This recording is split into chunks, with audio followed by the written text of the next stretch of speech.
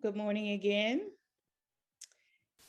Hopefully you all were able to get refreshed and even move around a little bit. I know sitting in front of this screen can be challenging, but we are about to hear from some wonderful panelists. We know that too often schools are missing opportunities to involve parents, and parents haven't been made aware of their family's educational rights. And so this next panel will help us to tackle this topic and explore culturally centered strategies to improve parent engagement in schools. Please welcome Maria Searcy, Benita Allen, Dwayne Barker, Debbie Smallwood, and Shalegra Moy. We are so grateful to have them and to hear from each of you from parents and advocates fighting for change in this system. So thank you for joining us, and I will turn it over to Maria. Good morning. I'm Benita Allen. I'm a parent and family engagement consultant with the Pennsylvania Title I Parent Advisory Council. We work through the Pennsylvania Department of Education, providing training and technical assistance to school districts across the state of Pennsylvania. I'm also the mother of two Black daughters. One is my daughter, Dr. Allen, is a clinical psychologist. And my other daughter, Penelope, is a graphic designer and a key player in the Lancaster LGBTQ+ coalition. Well, thank you for being here. Next, we'll have Mr. Dwayne Barker. Good morning, everyone. My name is Dwayne Barker. I've been doing parent advocacy work since my son was in preschool, and he just graduated. My older son was in preschool. He just graduated from Obama last school year. I'm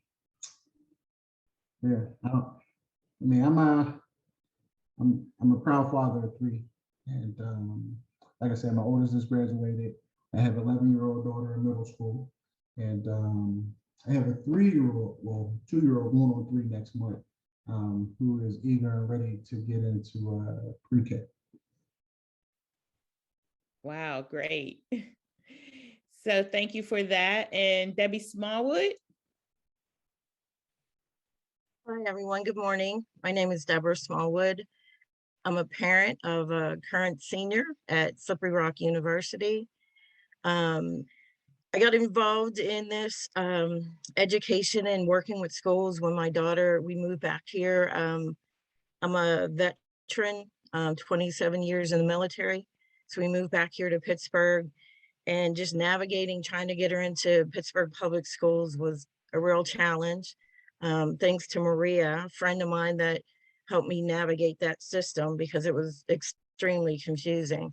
But I continued to stay involved, volunteered.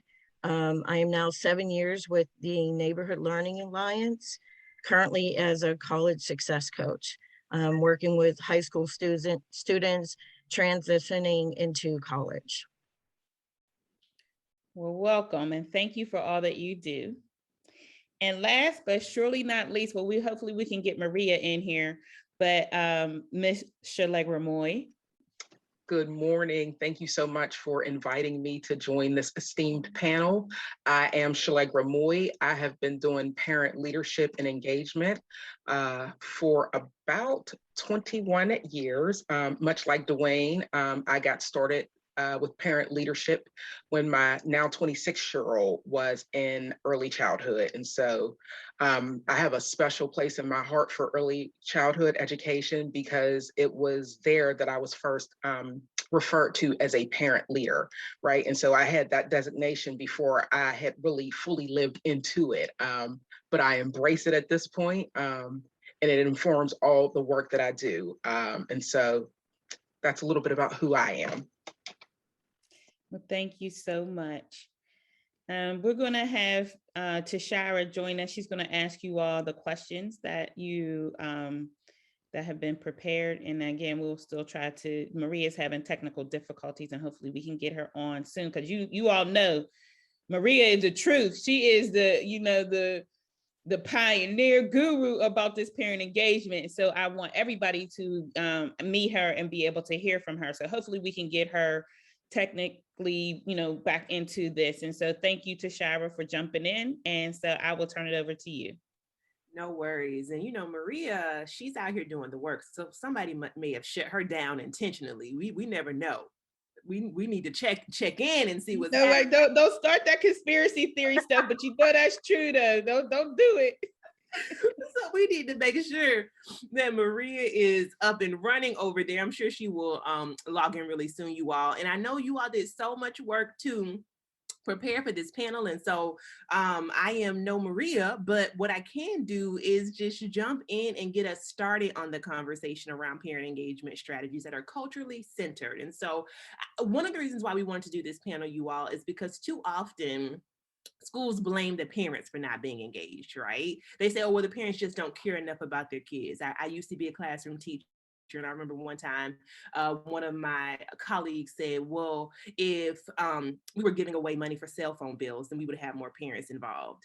And I just thought that was such a slight and disrespect, because it was not about the parents. It was not about them needing money or a handout. It was about the structural inequities that made them not feel welcome in the school. So I want to turn to you first, Shalegra, just about the idea of what does it mean to really get our parents involved in an authentic way? What are the barriers currently and what needs to change? Thank you, Tashara, and you are just as wonderful to work with as Maria. But, as I think about all of the barriers and blockages to parents being able to effectively engage in public schools is because of the insincerity on the part of the schools themselves, right? And so they want parent engagement, family engagement, so long as it can check the boxes and ensure the Title I funds continue to come in, for the appearance and the performance of collaboration and engagement. But it's very insincere, and parents, we recognize that, right? So that even if you were offering to pay my cell phone bill for me, I probably still might skip, the performance of your invitation to me, right? And so one of the ways that can be resolved is through, actually demonstrating that you've taken my feedback into consideration, right? And so we now have this system where it's song and dance and performance. I come, I sign in, so you have the checklist of how many parents and family members showed up. I tell you what I think, what I believe, what I know is needed for my children and other children in this setting, and you shake your head, you smile, you move on, and that was the end of it, right? So that's my perspective. And we got Miss Maria in the building. Girl, you good? You okay? Girl, Murphy's Law, right? Whatever's gonna happen, gonna happen. So it's just really, let me just say, because I did want to do an introduction. So I just want to say good morning to everybody. I'm so grateful to be at this Equity Summit, Beyond Surviving. In all of this pandemic and uncertainty, what a wonderful reckoning this summit has been thus far. And I do want to thank Dr. Kathy Elliott for her unwavering commitment and energy to our city schools, families, and systems, and for embracing parent involvement and centering our voices here this morning. And it is an honor, even though I was late, to still moderate the panel. And I just want to say, with the work that I've been doing for 20 years at the state level and at the local level, I just wanted to say, was something that resonated with me yesterday. Dr. Venus said, I was a 13-year appointed member of the Equity Advisory Panel until last week, and I've been liberated from my oppressor and my compressor. So I just wanted to say that it is so important that the parents that are here today, these are my friends who we have worked together for years in the trenches in a racist and broken system. I just wanted to say that. I didn't hear what information they gave you about what they're doing, but I just wanted to quickly give a shout out to Dr. Janice Diaz for her book. I started reading it, and there was a section in there entitled Cultivating Gratitude. And this is very important for me to say here as the moderator today. Parents need resources because oftentimes parents we get blamed for when we're marginalized for not showing up. But we're here today because Dr. Diaz writes, gratitude is the relationship currency we need to create social change. It encourages generosity, it strengthens social bonds, and acknowledges another's good deeds. And reading that in Dr. Diaz's book just reminds me of the people on this panel. We are the parents who share a special bond, which has been strengthened through our commitment to social change in Pittsburgh schools and our neighborhoods. These are my friends. Again, we have volunteered together in the trenches in this broken school system. And it's the reason that we showed up, because we have gratitude for each other's work and for the full body of work that Kathy Elliott has demonstrated in our city, schools, nationally, and now internationally. So I just wanted to get that out. And I don't know where we're at, but let me just, so we have some questions. I don't know if you all answered the question to what do you all think are some of the barriers that are preventing Black parent engagement in schools? And Dwayne, I'm going to start with you because that's an important question as we see a lack of parent engagement with Black men in schools and public school systems. Let me start by saying Shalegra already went, so I got Okay. to, cheat off of some of her answers. Forgive me, I have a 2-year-old. He's, in the other room. So if it sounds like a kid is having fun, that's him. So I would say the first thing is a school has to be welcoming. Mm-hmm. If a school doesn't look like they want parents in the building, and they're not encouraging kids to come into the building, that is most definitely a major turnoff. But we all know that the teachers, sometimes get put against the parents, and they have like this belief that is them against us. In reality, we're all in the same boat. We're all playing for the same team, which is the success of the young people. And once all the adults, because we're not even going to separate them from teacher to parent, once all the adults have the understanding of that we all playing for the same team, which is the students, and everything that we do has to be focused around the best interest of the students. There's going to always be disconnects, and as a man, probably a Black man, it is even more difficult because there's more stereotypes to come with folks like me, coming into a school building. I'm not a small guy. I hear I'm you. 300 plus pounds. So yeah, it Yeah. can be intimidating as well. Yeah, I hear you. And I know you did a lot of work at Martin Luther King on the north side where, we live. And a lot of that disconnect comes through policies, through that pits parents and students against one another. The home and school connection is broken. I know a lot of, we talked about that. Some of the policies that the behavior policies, they call them positive behavior interventions and supports and multi-tier systems of support that just don't work for us, and create an environment that's not only not culturally responsive, but really is antagonistic. So Benita, I want to ask you, because as my mentor and someone who has been involved in the policy sector of family engagement and understands the research, can you just comment on, can you answer that question for us? Yeah, and I echo everything that's been said up to now. And Maria, as you know, when we work with administrators and staff in schools across Pennsylvania, one of the questions we ask them is whether or not they think that engaging families is going to increase student achievement. And a lot of times the answer is they do not think that. And if they do not think that, then of course they're not going to be reaching out to engage families because they don't think that it's important. Where we know, and the research shows us that it does make a difference. It makes a huge difference. And that the more that we can connect and work with the families and schools work together, the better our students are going to do, and the greater student achievement we're going to have. We've talked about understanding stereotyping. And I think that, a lot of that goes down to the fact that the teachers are not trained to work with families, and especially with Black and Brown families. There's no teaching about our culture or the things that we think that are important. So, they're more likely to think that if they don't see a parent, it means that that parent doesn't care. Whereas we know that, as somebody mentioned in the chat, there may be a single parent working multiple jobs. The Title I in particular has a lot of policies that require families to be engaged. But as Shalegra mentioned, a lot of the times that means that we're just schools and districts are just trying to check boxes and not necessarily really making families welcoming, as Dwayne mentioned, and working together, looking how we can really work together to support student achievement.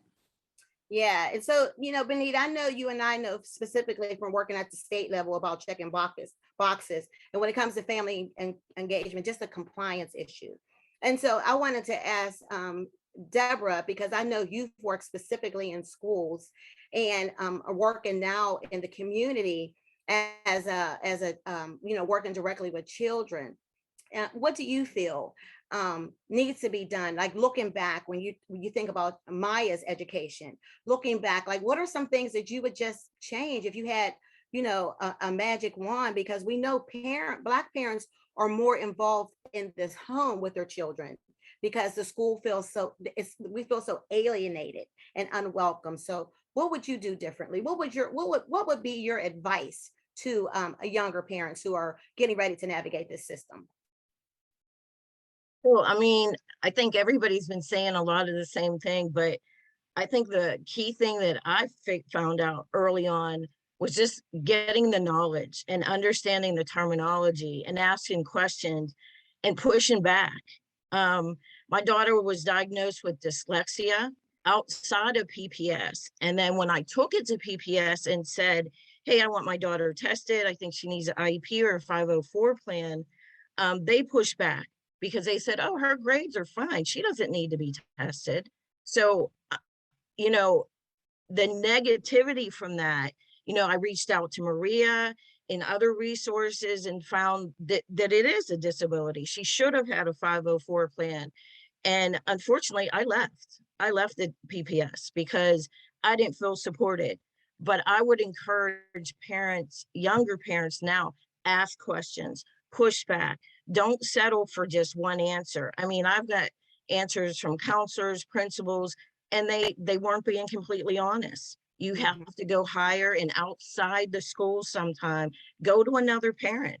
Find parent advocacy groups and law groups. There's all these different organizations here in Pittsburgh to reach out to. Reach out to them and use those resources. Yeah, and I remember them telling you this dyslexia wasn't a special need. It's not right. It's not looked at. We looked at IDEA and all of that, and I know that was your frustration, and that's why we see that unsupported feeling is why there's so much disengagement and disenrollment. Now, Shalegra, I know that you are a proponent for charter. I heard you talking to Patina Love, so I just, and so I know you have a passion. We all are proponents of public school system, but if you just want to talk a little bit about, because I know you had some burning things that you wanted to say. So here's your opportunity to say, how you feel that that parents can be supported in alternative ways. I'm cracking up because I was like, I wish we could have been in real dialogue, Dr. Love and I yesterday. But I'll first start by saying that I absolutely agree with Dr. Patina, right? That what is offered to Black and Brown families as choice is really just the scraps of what is left, right? And so I'm fully cognizant of that. But even within that, I still firmly stand behind a family's decision to choose, right, between the lesser of the evils that are available to us.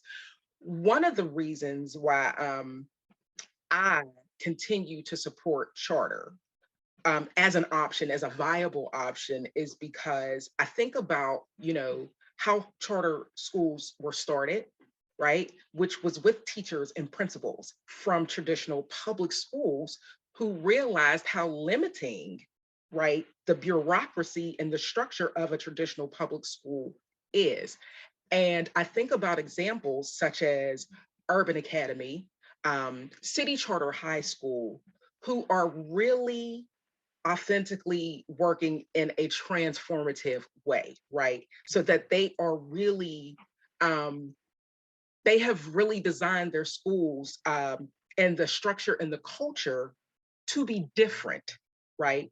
And so what is often happening, particularly in our landscape with charter schools, even the ones that are not for profit, is that they take every single solitary whack, problematic, unjust, inequitable practice of the traditional public school across the street from them and put them right inside their buildings, right? So of course, if we're doing the same thing, we're going to get the same results, right?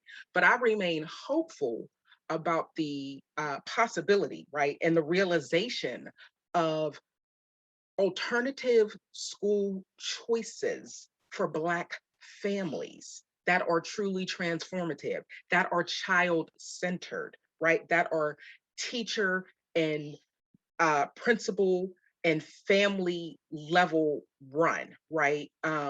Like an authentic community school, not like what exists here that is passing for a community school.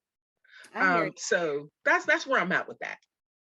And redlining and resegregation of schools is real. We know that. And so when parents enter a school and they meet with, I have a niece who wanted to, send her child to the top performing school, Colfax, but she didn't have the zip code. So school choice is limited. So here we go. Okay. So I wanted to ask you, Benita, when we run into that kind of issue, where the magnet school system is not working, and there's alienation because there's this seems to be no recourse. We're at the state level and we see the data, and we know we know the data is real. We see the failure, the achievement data, the opportunity gap is real.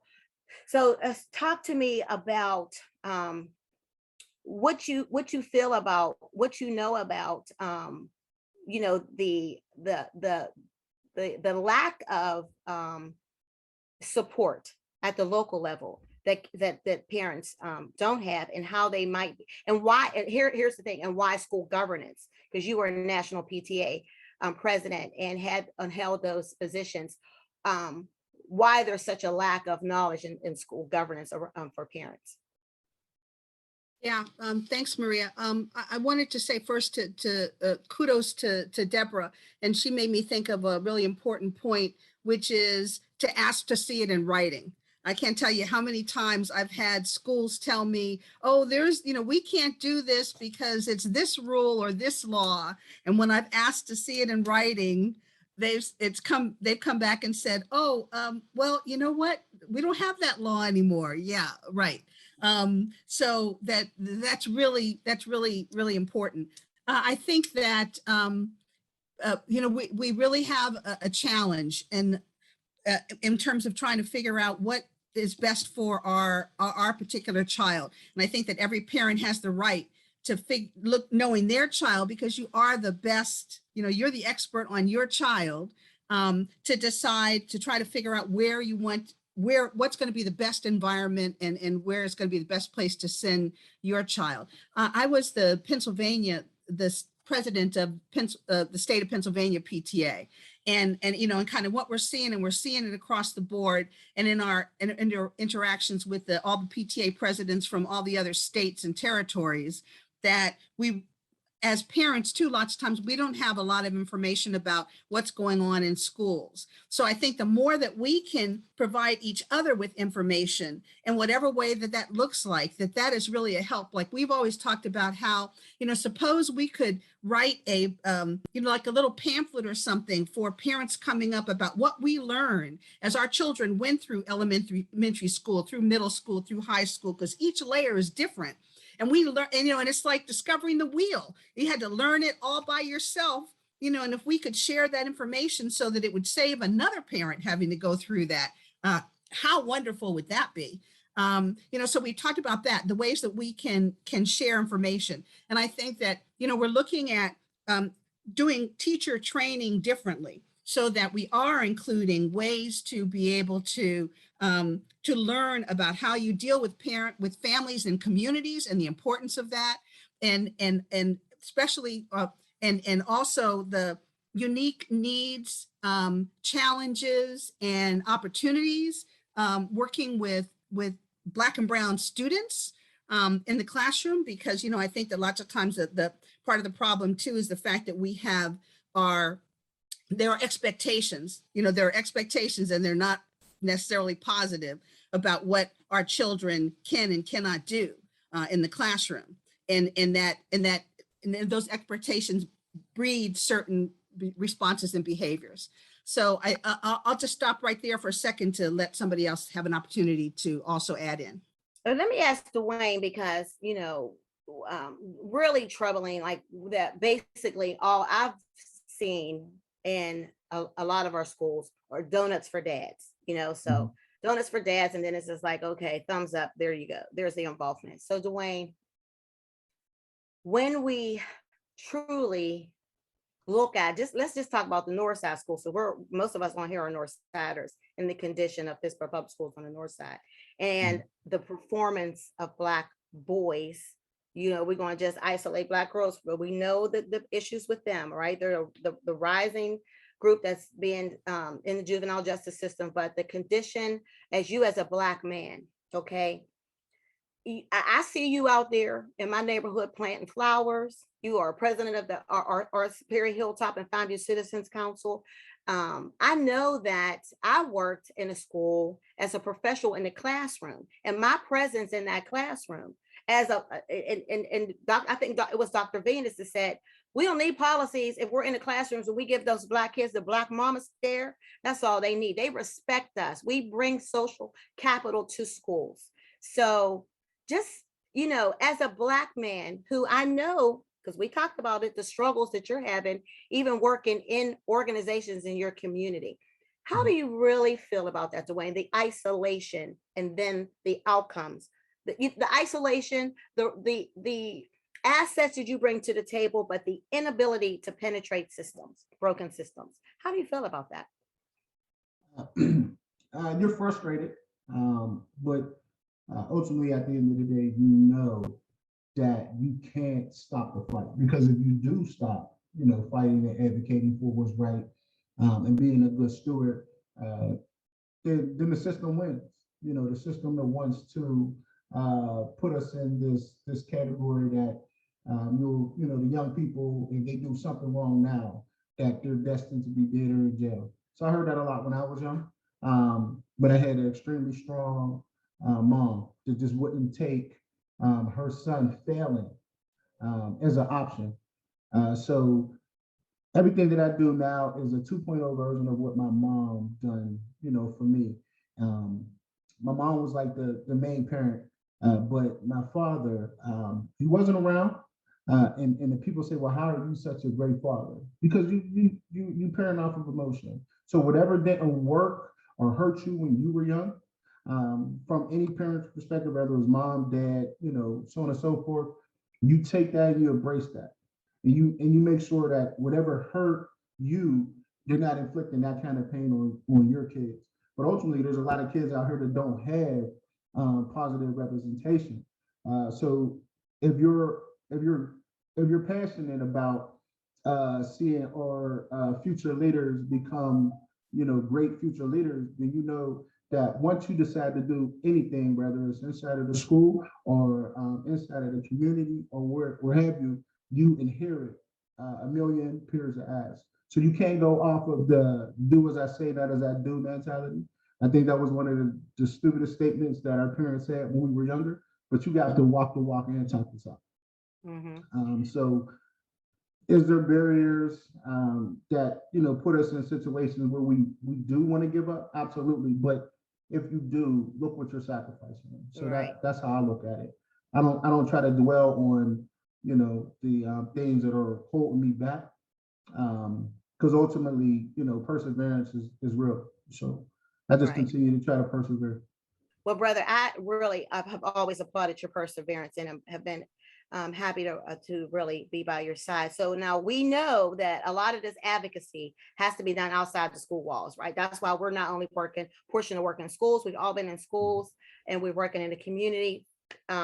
Again, thank Kathy Elliott for giving us a platform. But contrary to popular belief, we know Pittsburgh is a small and well-funded a system, right? So I'm interested in this tranches of money that we're getting from the federal and state government, the ESSER, the ART funds that are coming into our district.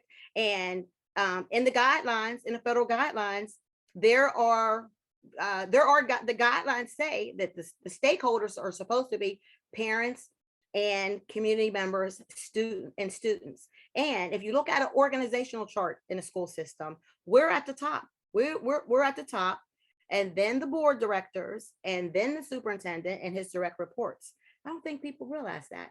So I want to ask you all, anybody who wants to just chime in. First of all, has anybody here, just raise your hand, has anybody here been asked to be on a stakeholder committee, ESSER stakeholder committee? No hands, okay? With all this expertise, with all your involvement. I know, Debbie, you work in Bashir, Dwayne and Martha King, me and Perry, Miller, Equity Advisory Panel, Benita Kappa, Shalegra, Q, so, okay. So answer that question for me, and then we'll give the audience a chance to ask some questions. What do you feel about this small, well-funded system that is not giving us a chance to make shared decisions about monies for this COVID learning recovery? Let me just jump in to just say, we've talked about know your rights. And as you mentioned, Maria, there are rules and regulations that go along with these funds, that they have to have input from families and communities. So although none of us were invited to sit on the committees, let's say, that's working on this, they have to bring it back to the community for input.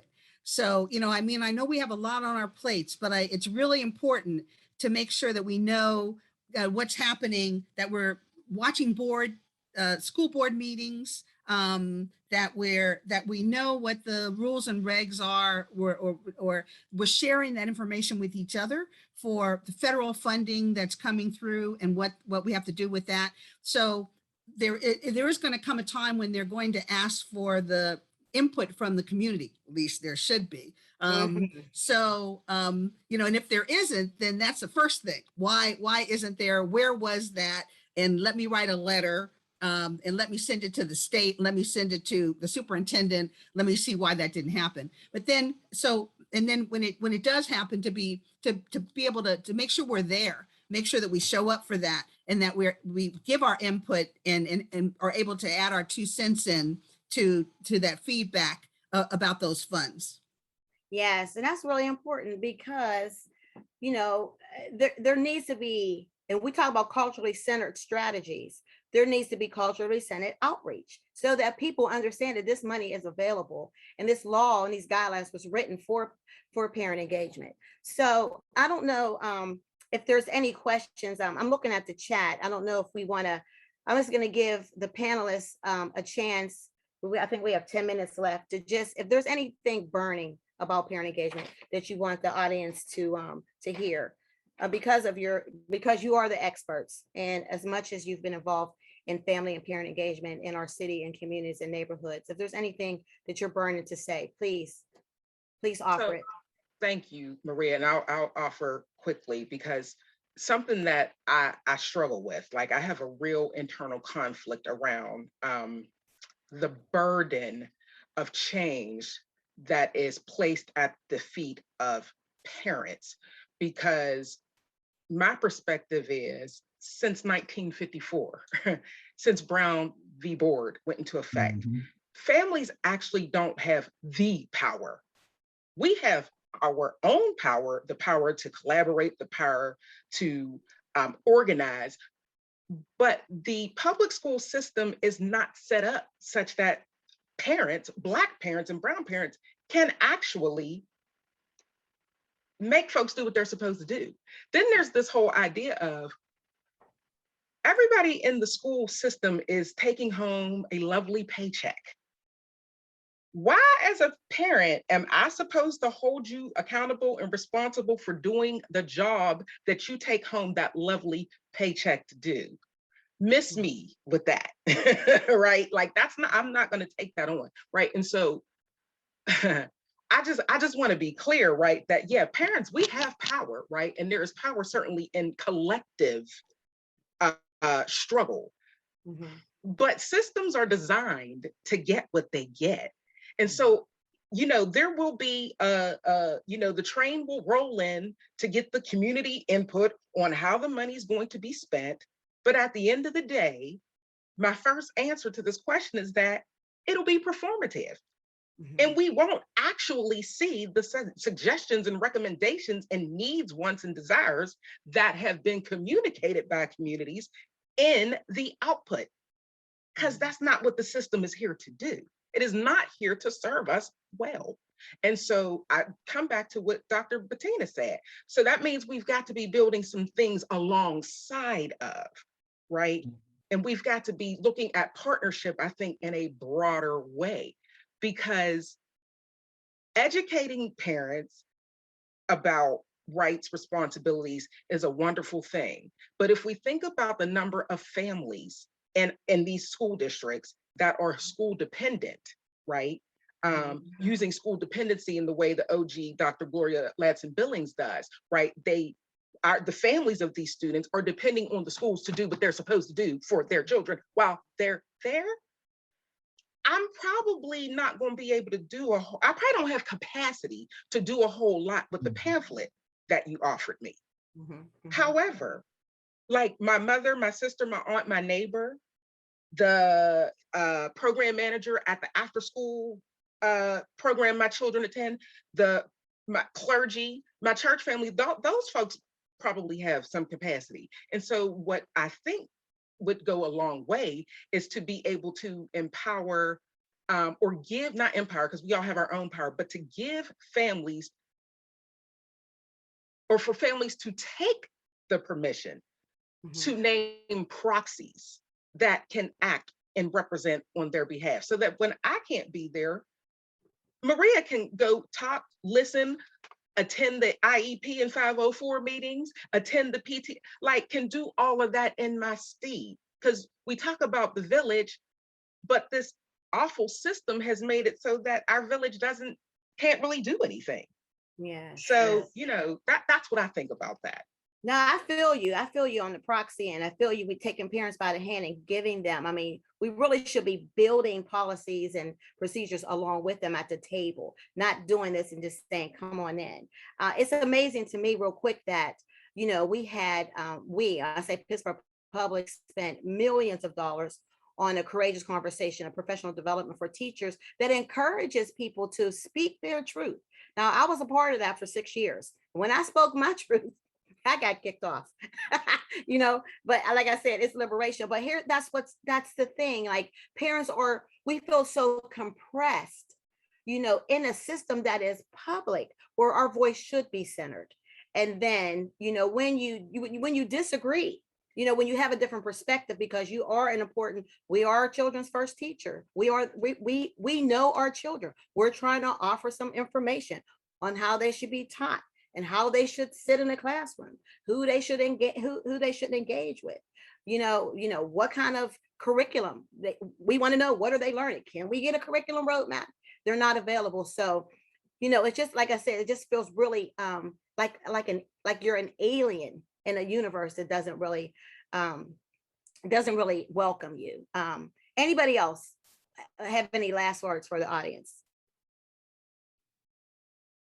You know, I just wanted to talk about self-care, which panelists talked about yesterday as well, and how important that is. You know, we always talk about the idea that when you're on a plane, they tell you if the oxygen mask drops to put yours on first before, and then you can help everybody else's. So I think that lots of times our time and energy, we're trying to support everybody else, support our families, and sometimes we're not taking care of ourselves, and really we cannot help and can't be the best in terms of a support for all the other people in our lives if we're not taking care of ourselves. And, you know, that looks like getting enough sleep and, you know, getting some exercise and taking some time for ourselves and maybe getting outside and, you know, and nutrition and all of those things. I think maybe and saying no, learning to say no, as they mentioned yesterday.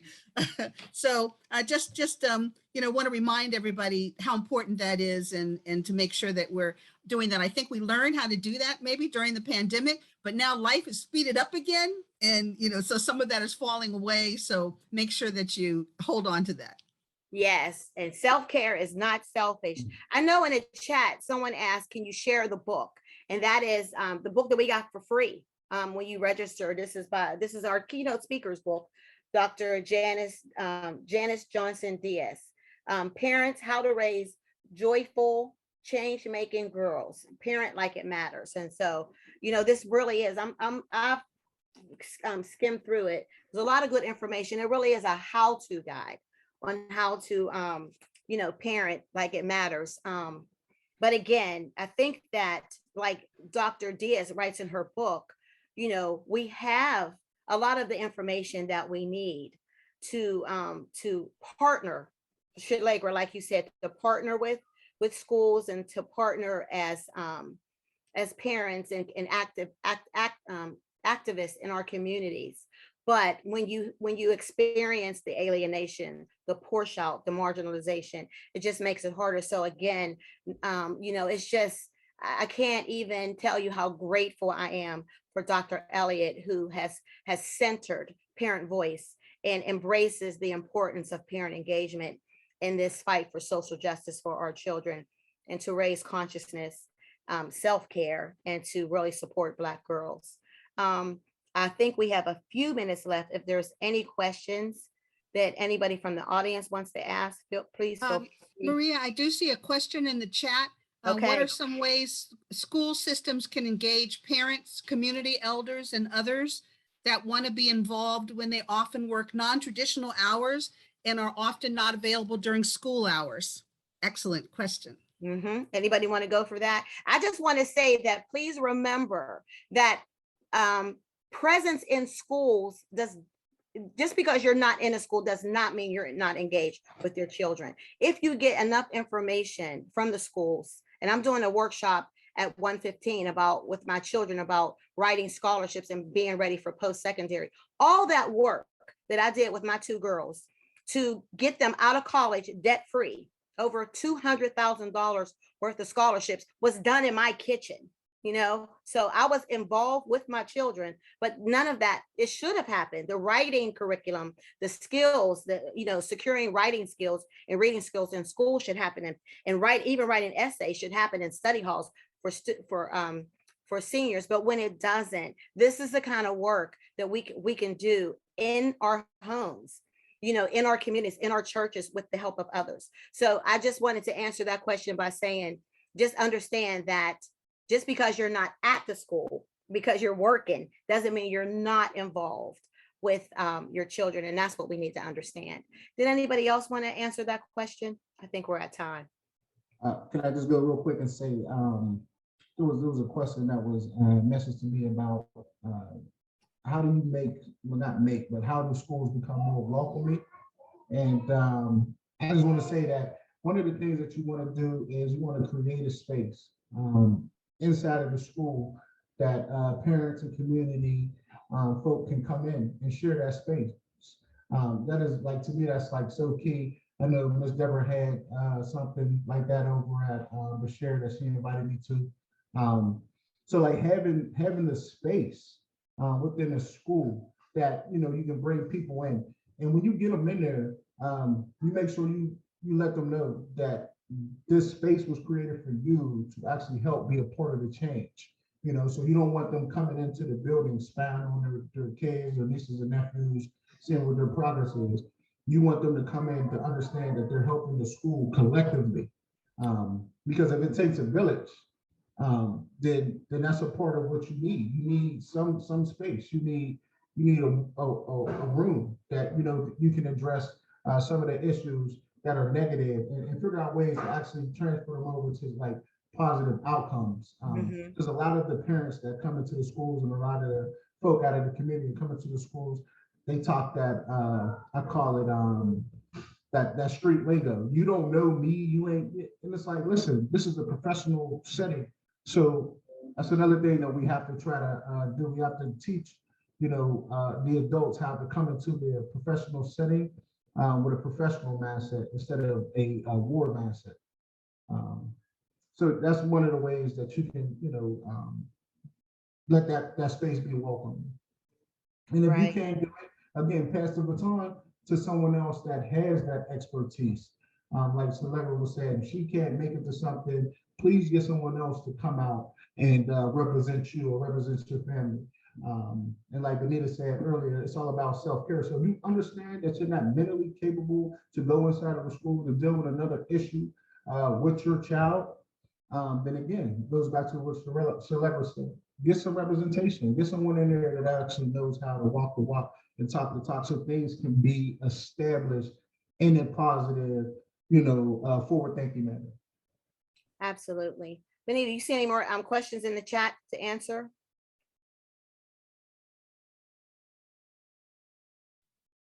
Dwayne got that one for us about engaging fathers. I think that was a good one.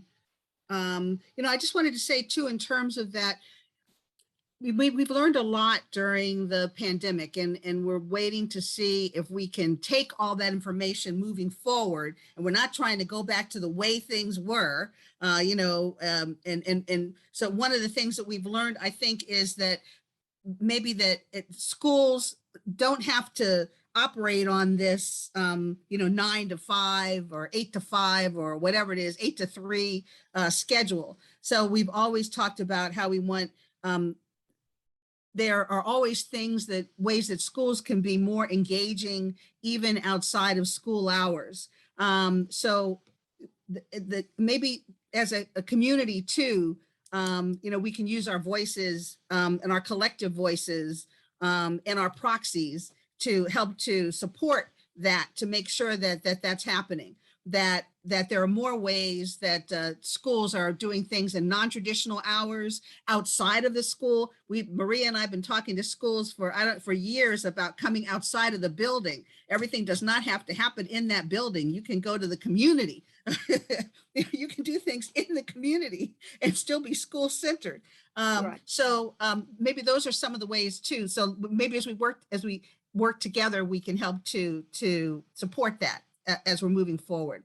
And I was going to say that, we have all these challenges. I'm really interested in intersections. Like Deborah talked about the intersection. So first of all, we're Black, and then we're also female. So we have all of those things going, or we're Black and we're male, and we have all of those things going. Then Deborah talked about dyslexic. So now you're Black, you're female, you're dyslexics. With my daughter, one of my daughters, you're Black, you're female, you're suffering from anxiety and depression, experiencing that.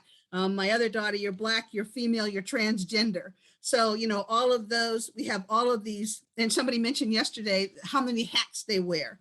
So, we have all of these challenges going on, and it really is it's not ever one thing. It's the intersection of all of these different things that we're dealing with and experiencing. So, make sure you, along with that self-care, give yourself a pat on the back for the work that you are doing, for the changes that you are making, for the ways that you are able to make changes, even if they're just on behalf of your children or the other children in the school. Because lots of times when we're standing up for our children, it also translates into changing the system in a classroom, or, so even those small changes really can make a difference. And I'm glad you brought that up because you talked about the importance of work outside of the system. So when I think about what the Black Girls Equity Alliance and being part of the education work group and spearheading the parent portion of that group has done for me. Intersectionality was the term I did not understand. And I first encountered that in an equity summit with Kimberly Crenshaw, who coined the phrase intersectionality, was a keynote speaker. And so that's the importance of these types of settings that not only give parents voice, but give us education that we can use so that when you are marginalized, when you do feel compressed, that you have community partnership and people who are working on the same trajectory as you to support children and families. And so it's going to be really interesting. Like, look what's happening in a few, at the lunchtime, the networking session. So we all get to talk. We've had conversations up to this point, even in the evening, right? Shalagra, I know, she's like, I have something to do. I got a conference. Call me at 9 o'clock. Same with Benita. Debbie, who's an early riser, calling each other at 5 o'clock in the morning, and Dwayne and I, in Coons or, on Perrysville Avenue, talking about that's who we are. That's what we do. And we've been doing it for years, so, and we're not going to stop because, like I said, this is our city, this is, and there are, so many intersections, like you said, us being, when you talk about culturally responsive centered strategies as Black parents, as Black activists, we know what that looks like. We know what that should look like. We know that how that should be offered. And so, Benita, thank you for bringing that up, because it's a really important aspect that we need to understand as that we should support each other as Black parents, as females, as a marginalized group, as a person, as people who looked at us as disabled and not able, when they think about how we talk, that's another barrier. It's always the parents who you sound so articulate that, that they want to engage. And then when you start talking, what happens. So we have to do this together, collective. This is a collective fight. God forbid we try to do it individually. And that's what a lot of parents are experiencing, that isolation and broken systems that disengage them and push them out and their children out of these systems. We do have 5 more minutes. We might as well take it. Is there, or are there any more audience questions? If not, and I know Dr. Venus put Dr. Elliott on the spot yesterday, asking her, like, what are some, let's talk about the need for parents and self-care, because look what the pandemic has done. It has revealed the culturally ignorant policies that exist for parents. It has, we have parents burying loved ones, with all this news, unmasked and masked and all of this, understanding what is asynchronous learning, like what do we do? Where do I get a laptop? So it is so important that parents are taking care of themselves so that they are able to even process the fact that my child is at home. That in school might have been where they were being fed the most. Now I have to, find money for extra food. That's real. That's real in our community, especially the ones that are more impoverished. So let me ask all of you all individually. I hope I'm not putting you on the spot. And I'll start with, what I'm doing. I have books like this, self-care, meditation, deep breathing. What are some of the techniques? And, and you all here as a circle of support, people that I can call when I get kicked off the committees and have to process that.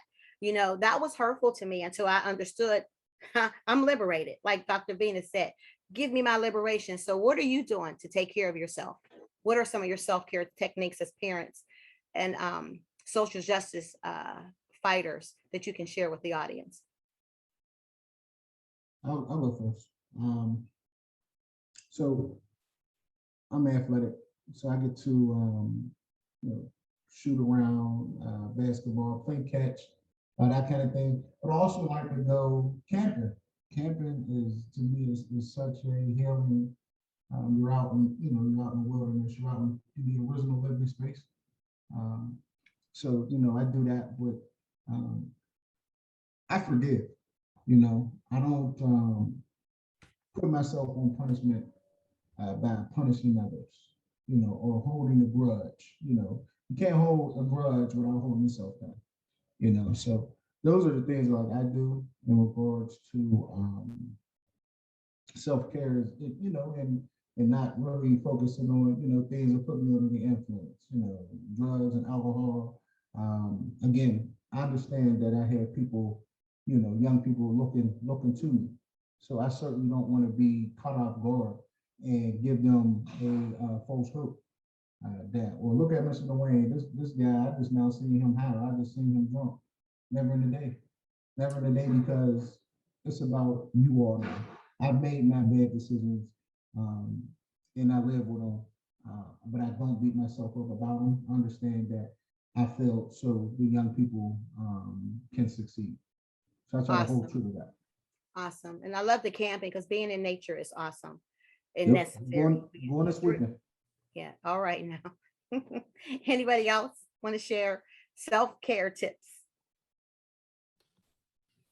I just say that sleep, I tend to work and I want to get things done. And if I'm going to stay up late, that's okay. And if I have to get up early, then I have to. And I've been trying to make sure that I'm actually getting adequate sleep every night. And we talk about how, and I focus on, before I go to sleep, what it is I want to work on. If it's while I'm sleeping, everything is balancing and, all the systems of my body are coming into place, or, whatever it is, I think about something specific that I want to happen during those 6 to 8 hours when I'm sleeping. And I also do a meditation that's that's called Unity in Motion. That's that's movement and also kind of a system of consciousness. So that helps to keep me centered and to make sure that, so I think, whatever it is that works for people, it helps to keep you centered and keep you positive. Remind you, because, stuff happens, to stay as positive as you can, that those things are helpful. Yeah, staying positive is so important, and just really trying to center yourself to have a raised consciousness that this work is not about us, right? It is not about us. I always look at, that system, it's standardized system. It's real technical, but I always see student achievement and children in the center. And if we can remember, if we can disconnect our egos and say, you know what, this work is not about us. So when we're getting ridiculed and kicked off of, committees and isolated, it's just like, what helps us to keep our focus and self-care is to remember that we are doing this work for others. Like Dr. Diaz said, understand and appreciate the good deeds of others, which gives you strength for the journey. Shalegra, you want to say something? I see you smiling. You're always smiling. Listen, because I have the joy of the Lord in my soul. Hallelujah. And y'all are out here saying all the things. I'll say, my self-care regimen is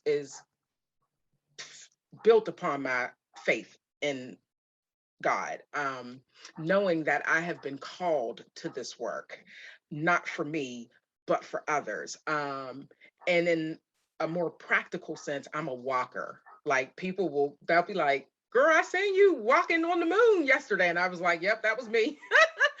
Because when I'm walking, I'm thinking, I'm praying, I'm praising, I'm dreaming. You know what I mean? And I'm staying healthy because I'm trying to do this work for 40 more years, right? Yeah. And so I need to make sure that I'm up for the marathon. So that's some of what I do.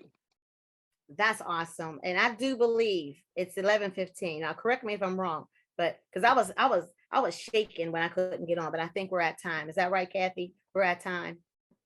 You are, but I think, if everybody share what they do, no. I could share, I could share Miss Deborah's. Debbie didn't share. I was gonna say, we could finish, wrap up with the rest of you all, and then we'll go into our break.